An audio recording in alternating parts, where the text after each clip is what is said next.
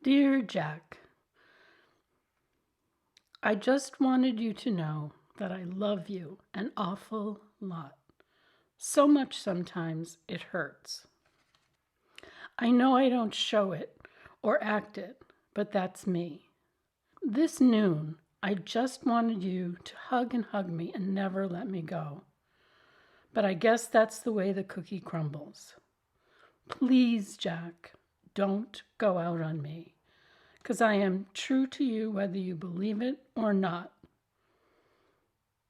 Call you Saturday night after 9. Please be home. All my love forever, Doris.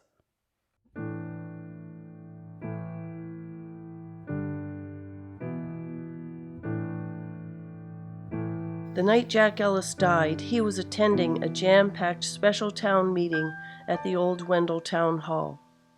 Emotions were high because the 3-article warrant was controversial.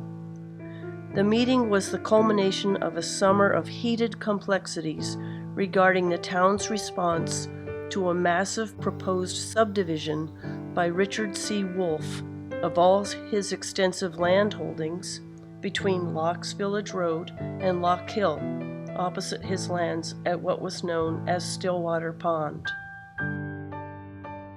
It was a tense meeting.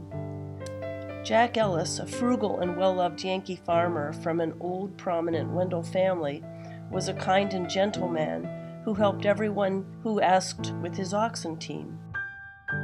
He was on the side of the few who felt that development would be good for the town. He raised his hand and was recognized. He spoke only a few words against the expense of the town purchasing the land. Emotions grew more intense and focused. When the vote on the first article was taken, it was resoundingly in favor of town purchase of the land. During discussion on the article about borrowing the funds for the purchase, Jack Ellis rose. He was sitting in the 4th row on the left side of the hall.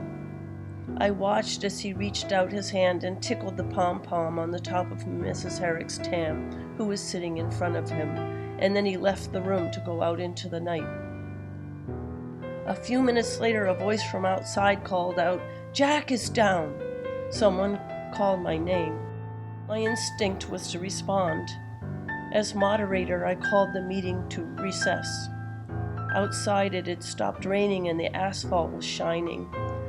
Jack Ellis lived in the beautiful large white family legacy farmhouse on the common near the town hall. There was a small circle of people kneeling around Jack, who was lying on the ground, in the wet grass, under his large maple. Nancy Spittle and another person who said he was a firefighter from another town were giving CPR. Nancy and I, both RNs, took over and worked as a team to try to revive Jack. When the ambulance came, the lights were bright. Jack was lifted into the ambulance by EMTs. I could see Don Ellis, Jack's brother, standing outside the house alone, watching, lit by the glow of the flashing lights. I returned inside the town hall to find the huge crowd waiting and murmuring in low voices. People had observed a respectful vigil. They waited quietly while I went into the bathroom to change into fresh clothes I had brought to give to Annie Diamond. Their somber patience filled me with awe. I reconvened the meeting and requested a moment of silence honoring Jack and our hope for his recovery.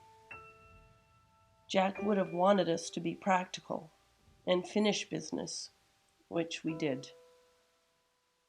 The proposed subdivision is now protected as a wildlife management area, as remembered by me, Kathy Ann Becker.